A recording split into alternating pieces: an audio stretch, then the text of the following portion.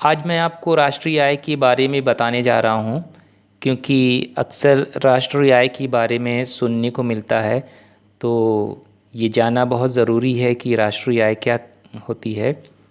राष्ट्रीय आय के साथ साथ इसके साथ कुछ और भी चीज़ें जुड़ी हुई हैं जो इससे संबंधित है, तो वो सारी चीज़ें भी मैं आपको इसके साथ क्लियर कर देता हूँ।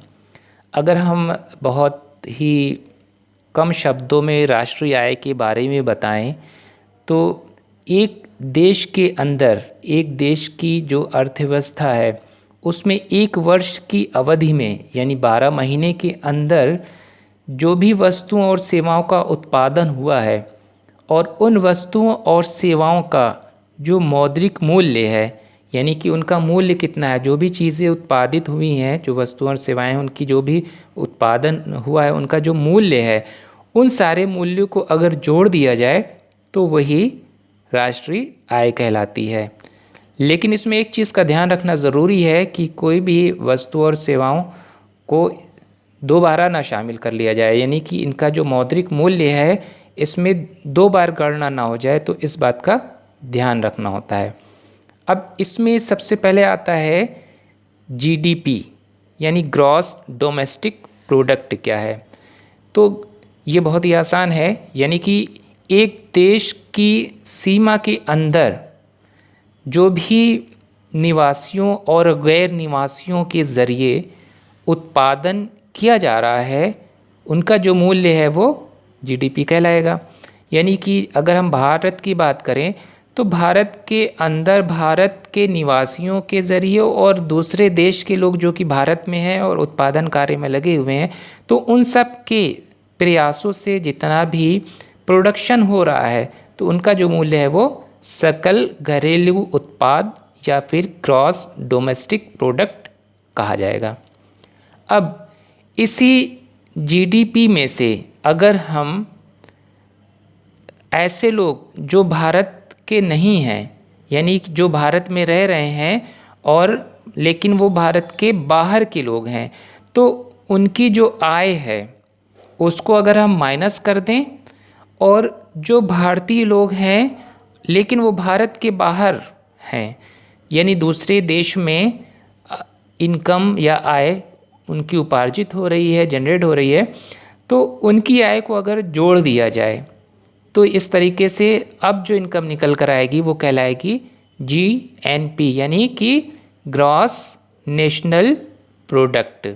ठीक है, यानी कि जीडीपी में से जो बाहर के लोग हैं उनकी उपार्जित आय को माइनस कर दिया जाएगा और जो भारत के लोग हैं लेकिन विदेशों में उनकी आय उपार्जित हो रही है उसको अगर जोड़ दिया जाए तो वो जीएनपी हो जाएगा। तो इस तरीके से अगर हम जीडीपी और जीएनपी की अंतर की बात करें तो जीडीपी और जीएनपी में जो भी अंतर निकल कर आएगा उसको हम विदेशों से जो शुद्ध संपत्ति प्राप्त हो रही वो हम मानेंगे। यानी कि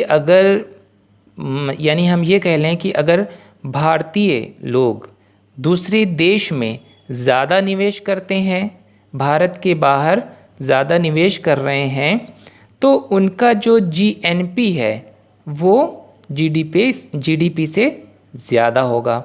और अगर विदेशी लोग भारत के अंदर ज़्यादा निवेश कर रहे हैं और उनसे जो आय जनरेट हो रही है, तो ऐसी कंडीशन में इस तरीके से जो जीएनपी है वो कम होगा।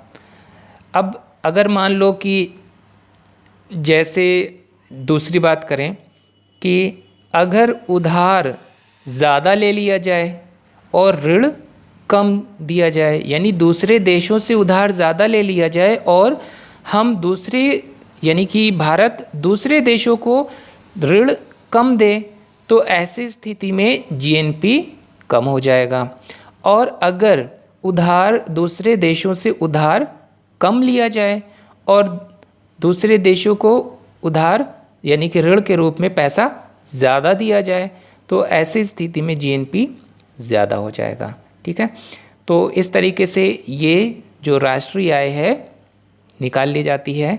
यानी कि अगर हम संक्षेप में कहें तो राष्ट्रीय आय उसे कहते हैं जबकि एक देश की अर्थव्यवस्था के अंदर एक वर्ष में जितनी भी वस्तुओं और सेवाओं का उत्पादन होता है वो उसका जो मूल्य है वही राष्ट्रीय आय कहलाएगी।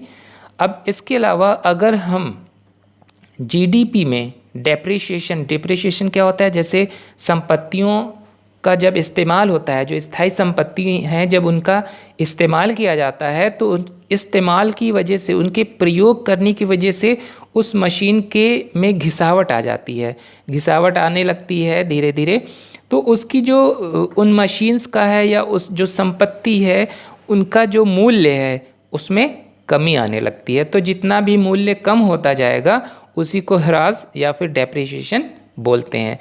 तो अगर जीडीपी में डेप्रिसिएशन को माइनस कर देंगे तो निकल कर आएगा एनडीपी, यानी कि नेट डोमेस्टिक प्रोडक्ट। ठीक है, जीडीपी में डेप्रिसिएशन माइनस करने में निकल कर आएगा एनडीपी।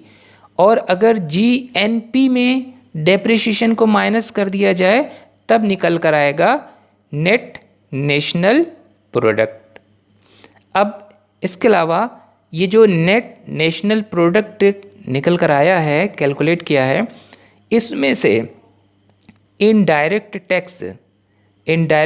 टैक्स को माइनस कर दिया जाए तब जो निकल कर आएगा वो कहलाएगा नेशनल इनकम। एक चीज़ और यहाँ पर समझ लिए, दो तरीके के टैक्स होते हैं, डायरेक्ट टैक्स और इनडायरेक्ट टैक्स, प्रत्यक्ष कर और परोक्ष कर।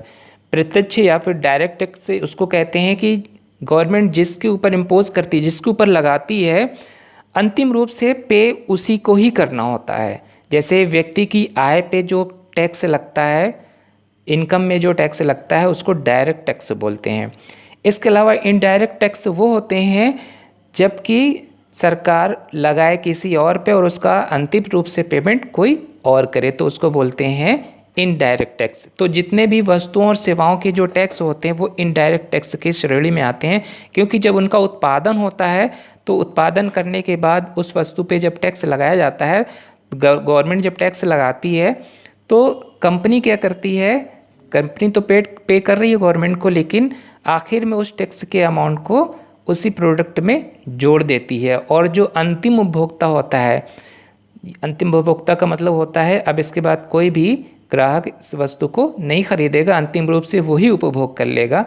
तो अंतिम रूप से जो ग्राहक या कस्टमर उस टैक्स का पेमेंट करता है तो वो कहलाएगा इनडायरेक्ट टैक्स या फिर परोक्ष कर।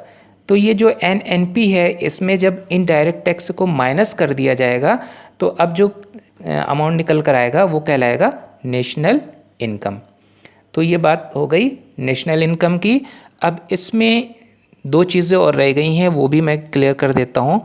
जैसे आपने सुना होगा प्रति व्यक्ति आय या पर कैपिटा इनकम के बारे में, और दूसरा है विकास दर के बारे में, यानी कि इकोनॉमिक डेवलपमेंट रेट है या फिर हम ग्रोथ रेट भी बोल सकते हैं। ठीक है, विकास दर।